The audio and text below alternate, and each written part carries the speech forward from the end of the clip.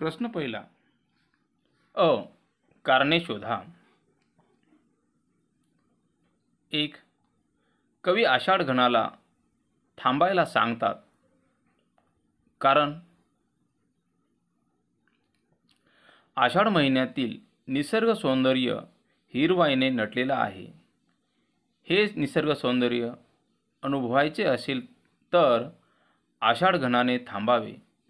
रंगीबेरंगी जादुई दुनिया, पाचूची शेते, वेळूंची बेटे, केवडा, सोनचाफा, जाईची फुले, शेतातील कंस, मधाने भरलेले फुलांचे देठ हे सर्व निसर्ग सौंदर्याचे मनसोक्त वर्णन पाहण्यासाठी कवीने आषाढ घनाला थांबायला सांगितलेले आहे.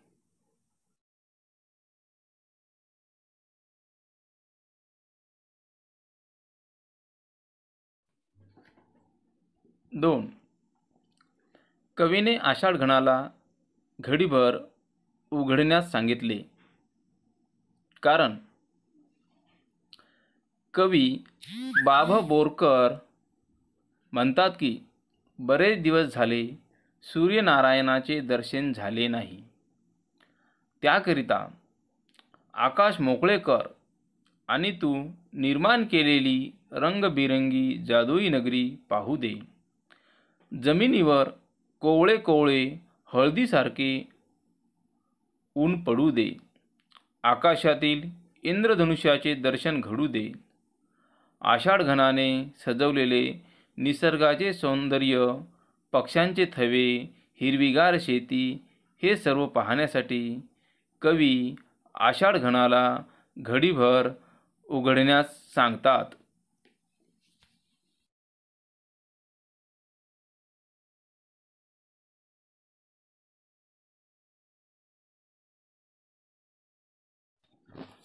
प्रश्न आ. खालील वर्णनासाठी कवितेत आलेले शब्द लिहा. 1. शेतातील हिरवेगार पिके. यासाठी शब्द आलेला आहे पाचूंची. 2. पोवळ्यासारखी लाल कणीदार माती. यासाठी शब्द आलेला आहे प्रवाळ. 3. वेळूंच्या बेटांचे वर्णन करणारा शब्द. त्यासाठी शब्द आलेला आहे इंद्रनीळ. 4. फुलपाखरांच्या पंखावरील रत्नासारखे तेज दर्शवणारा शब्द. यासाठी वर्णन केलेला शब्द आहे इंद्रवर्ण.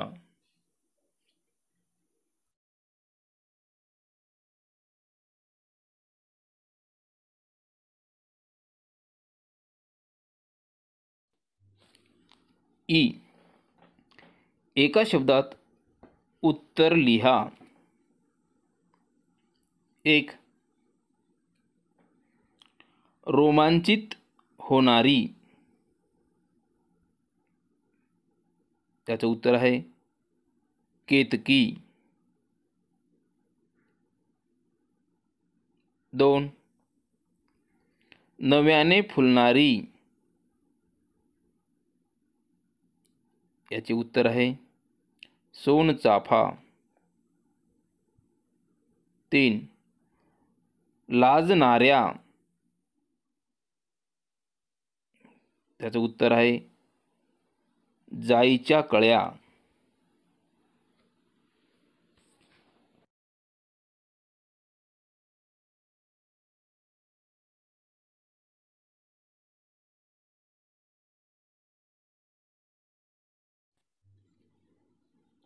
4.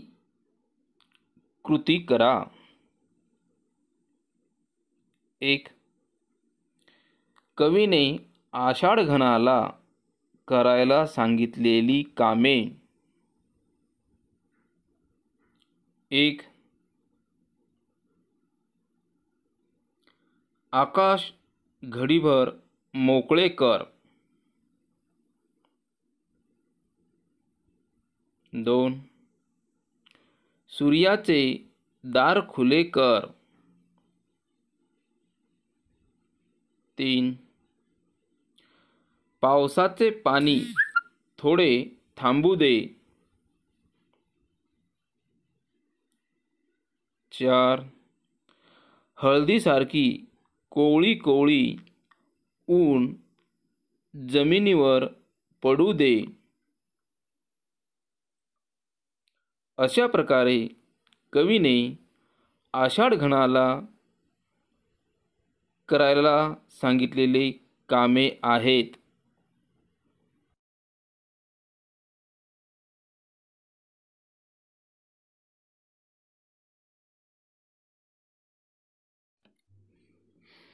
कृती क्रमांक 2. आषाढघन घडीभर थांबल्यावर घडणाऱ्या गोष्टी. 1. कोवळे ऊन जमिनीवर पडणार.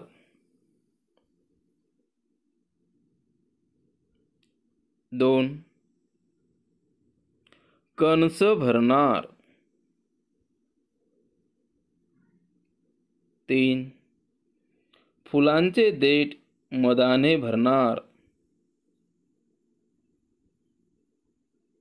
4.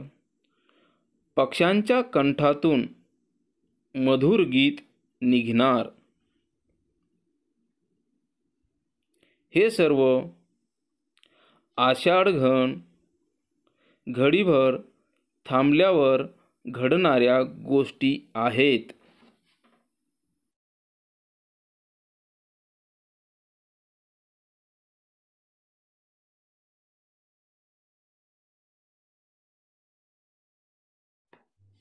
प्रश्न दुसरा. जोड्या लावा. अ गट व ब गट. सर्वप्रथम अ गट पाहू. 1. काळोखाची फीत आसवे. 2. पालवीत उमलता काजवे. 3. करू दे मज हितगुज त्यासवे. 4. निरखित जळातील विधुवदना. आता आपण ब गट बघू. अ. पाऊस उघडला तर पाण्यातील चंद्रबिंब पाहत. आ. ओलसर वातावरणातील मिठ्ठ काळोखाचे दुःख अनुभवत. ई. वृक्ष पालवीत उघडी मीठ करत चमकणाऱ्या काजव्यासोबत. ई. मला गुज गोष्टी करू दे.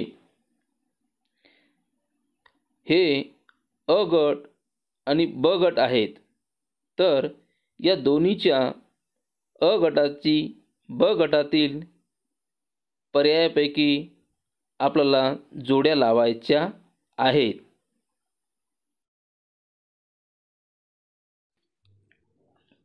योग्य जोड्या जुळवू.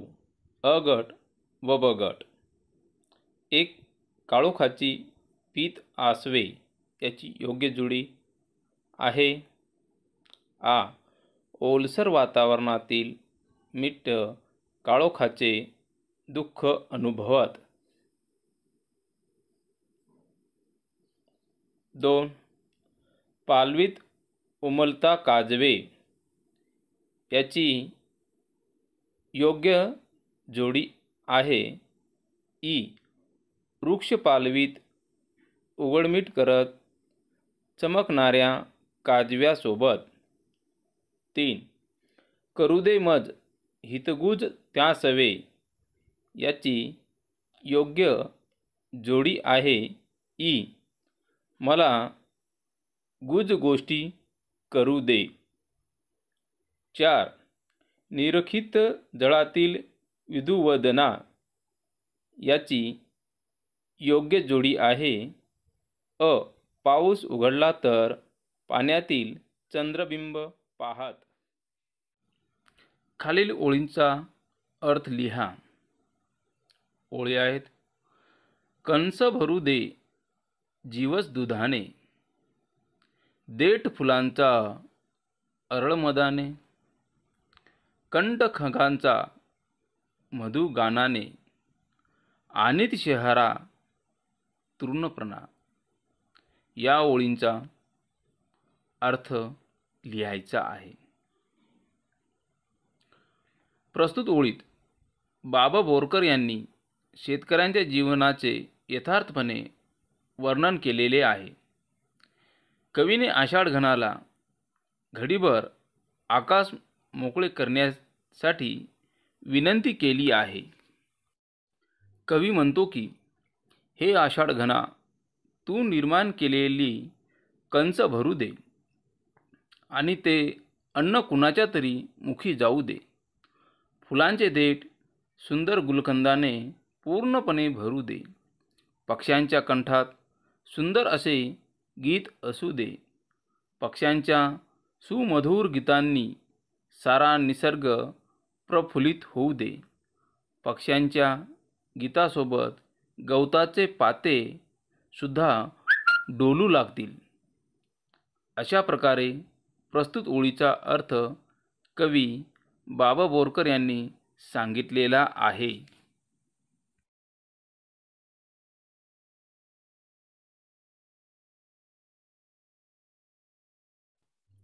प्रश्न चौथा. काव्य सौंदर्य.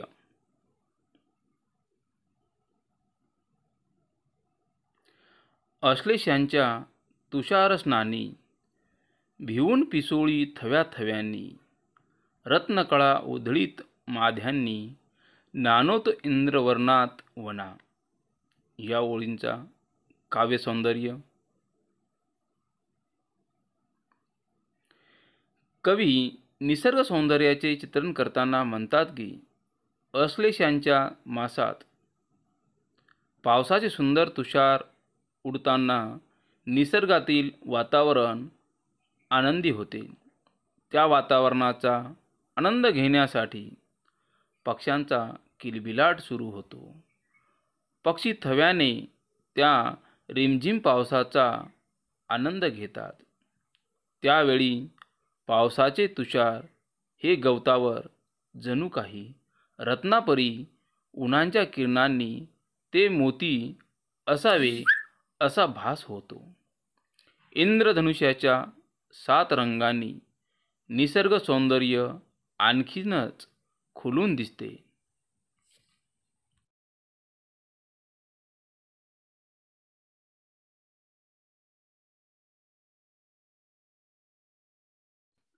प्रश्न 5वा. रसग्रहण.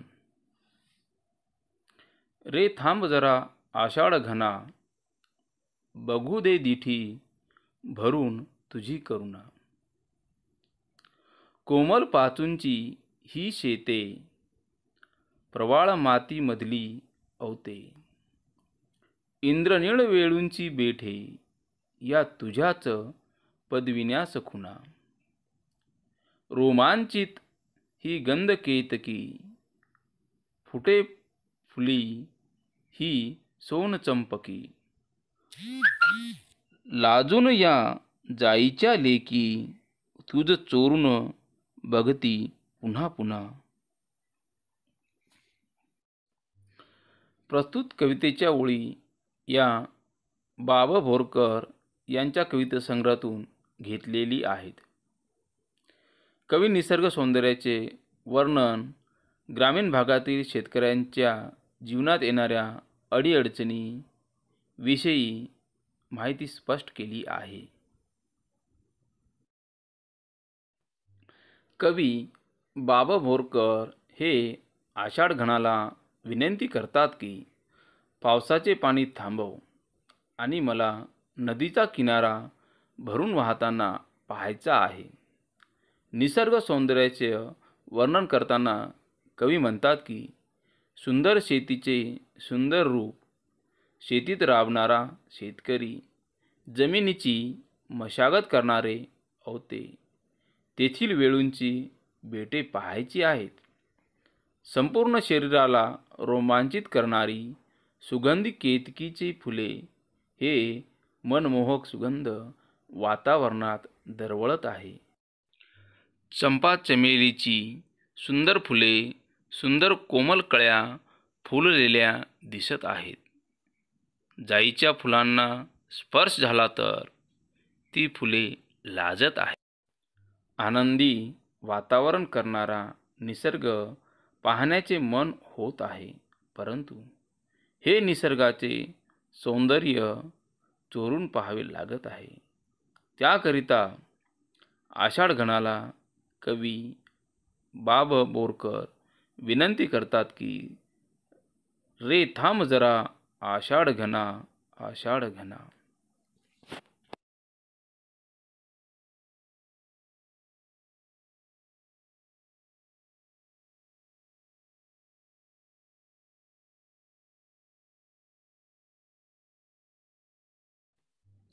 प्रश्न 6वा.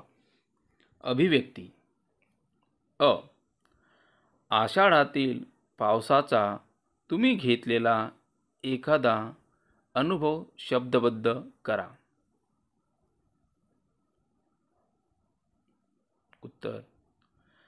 कवी बाब बोरकर यांनी आषाढातील मासाचे वर्णन आपल्या कवितेत केले आहे.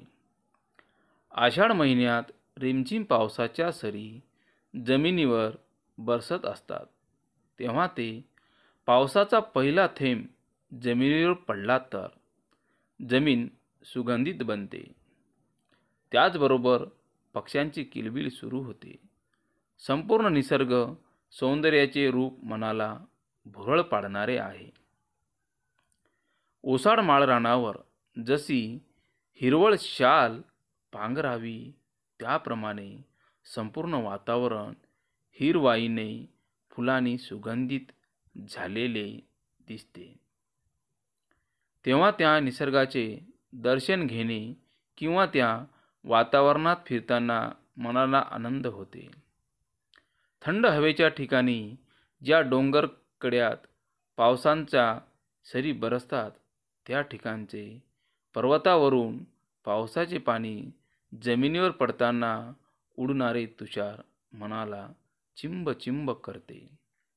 डोंगर दऱ्यात खुल्या निसर्गात थंड हवेच्या ठिकाणी फिरण्याचा आनंद वेगळाच ग्रामीण भागात अनुभवताना मिळतो.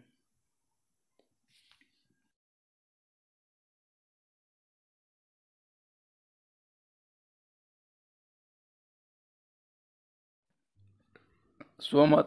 आ. आषाढ घनाचे आगमन झाले नाही तर यावर निबंध लिहा. आषाढ घनाचे आगमन झाले नाही तर हे विषय ऐकल्यावर माणसाचं मन सुन्न होते. पाऊस हा शेतकऱ्याचा मित्र आहे, त्याचबरोबर भूमीवरील प्रत्येक जीवजंतू घटकांचा मित्र आहे. पाऊस पडला तर संपूर्ण वातावरण, दरी, डोंगर, कारखाने, वसाहती या अगदी खुलून दिसतात. परंतु आषाढाचे आगमन झाले नाही तर शेतकऱ्यांच्या वाट्याला दुःख, यातना, महामारी असे अनेक संकटे उभे राहतात. विचार केला तर भारतातील शेती ही निसर्गावरच अवलंबून आहे. पावसाचे आगमन झाले तरच शेतातील पिकं आनंदानं डोलू लागतात. शेतकऱ्यांचे मित्र असणारे गाय, बैल, पक्षी, प्राणी, जनावरेही पाण्यावाचून तडफडून तडफडून मरून जातील. आषाढ महिन्यात पावसाच्या सरी पडल्या नाही तर शेतातील सर्व कामे थांबतील आणि भविष्यात खायला अन्नधान्य, पाणी मिळणार नाही. आपण पैसा भरपूर कमवू, परंतु आपण पैसे खाऊ शकत नाही. जिवंत राहण्यासाठी पाणी व अन्नधान्याची अत्यंत महत्त्वाची गरज आहे. त्याशिवाय माणूस राहूच शकत नाही. पैशाने भौतिक सुविधा निर्माण करू शकतो, परंतु पावसाच्या सरी जमिनीवर आणू शकत नाही. आपण आधुनिक युगात जगत आहोत. विज्ञानाने खूप मोठी प्रगती केली, परंतु त्याचबरोबर आपण आपल्या हव्यासापोटी आनंदासाठी निसर्गासोबत क्रूर पद्धतीने खेळत आहोत. निसर्गाने जर आपल्याकडे कानाडोळा केला तर आपणास पिण्यासाठी पाणीही मिळणार नाही. त्याकरिता निसर्गाचा समतोल राखणे गरजेचे आहे. प्रत्येकाने वृक्ष लावणे व त्याची निगा राखणे केले पाहिजे. पावसाचे आगमन तेव्हाच होईल, अन्यथा सृष्टीवरील विनाश जवळ आलेला